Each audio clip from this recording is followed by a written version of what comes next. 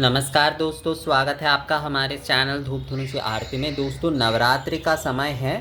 कुछ ही दिनों के बाद ही जो है चैत्र नवरात्रि जो है वो शुरू हो जाएंगी। तो नवरात्रि के पहले ये विषय आप लोगों को बताना बहुत ज़रूरी है कि इस विषय में आप लोग बहुत कम सचेत है, इसलिए जो है ये विषय आप लोगों को बताना बहुत ज़रूरी लगा मुझे। वो ये है कि आप लोग नवरात्रि के समय जो भी धूप पात्र आदि का इस्तेमाल करते हैं ना, तो धूप पात्र आदि जो है हमेशा धोकर मांज कर ही जो है उसका दोबारा इस्तेमाल करें।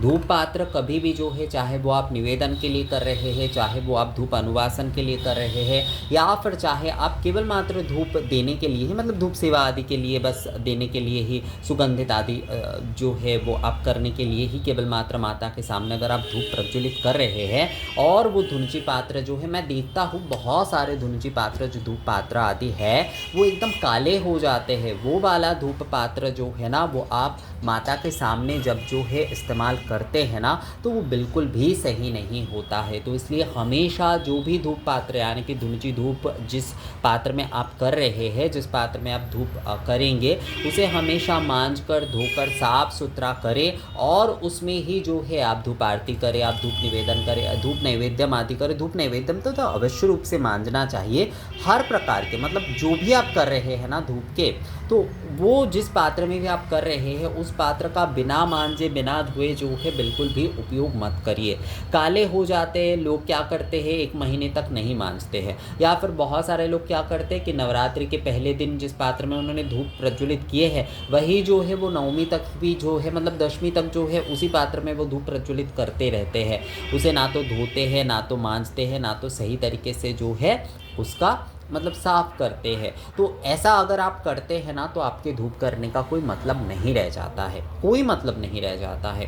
हमेशा जो है धूप पात्र को सही तरीके से मांजे धोए, उसके बाद जो है देखिए ये वाले जो धूप पात्र है ना, ये मैंने धो लिया है, तो ये वाले इसमें देखिए ये वाले थोड़ा बहुत ये जो है ये थोड़ा रह जाता है, इसे लेकर परेशान होने की ज़रूरत नहीं है। इससे बहुत सारे लोग आप लोग कहते हैं कि दादा ये वाले तो साफ हमारे पूरे नहीं होते, उसमें परेशानी की कोई बात नहीं है। ये वाले अगर पूरी तरीके से एकदम जो है एकदम चकाचौंध ना भी हो तो भी कोई बात नहीं है, पर मांजना बहुत ज़रूरी है, धोना बहुत ज़रूरी है, उसके बाद ही जो है वो आप इस्तेमाल करिए। काला नहीं होना चाहिए, देखिए काला नहीं है, इसे मांजना ज़रूरी होता है। मांजिए अच्छे तरीके से, उसके बाद ही जो है इसका आप धूप धुन ये वाले इसमें जो है आप धूपाग्नि से धूप प्रज्वलन करते हुए फिर आप जो है इसे जो है आप धूप निवेदन के लिए, धूप आरती के लिए, धूप अनुवासन के लिए हो, या फिर किसी भी प्रकार से आप जो है धूप जो है वो प्रदान कर रहे हैं ना माता को, तो आप इस धुनुची में आप कर सकते हैं। पर बिना मांजे काले हो गए वो वाले धूप पात्र आप लोग इस्तेमाल करते हैं, वो आपको बिल्कुल नहीं करना चाहिए। और एक विषय, मिट्टी के जो धूप पात्र होते वो भी जो है एक बार ही आपको इस्तेमाल करना है, उस धूप पात्र में बार बार आपको जो है धूप आदि नहीं करना है। ये विषय भी आप लोगों को ध्यान में रखना है। मिट्टी के एक धूप पात्र में बहुत सारे लोग क्या करते हैं कि बार बार उसी में निवेदन करते हैं, बार बार उसी में जो है धूप आरती आदि करते, बिल्कुल नहीं। ये बहुत जो है ना गलत तरीका होता है, बहुत गलत तरीका होता है, इससे नकारात्मकता बढ़ती है। तो इसलिए जो है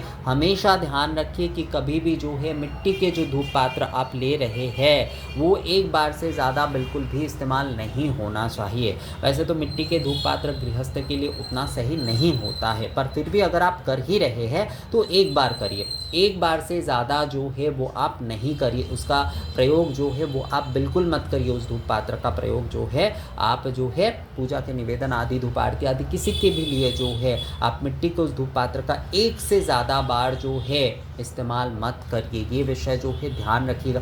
ये ना बहुत छोटे छोटे विषय है, हमें लगता है ये बहुत छोटे छोटे विषय है, हम इन सारे विषयों से ना बहुत चूक जाते हैं।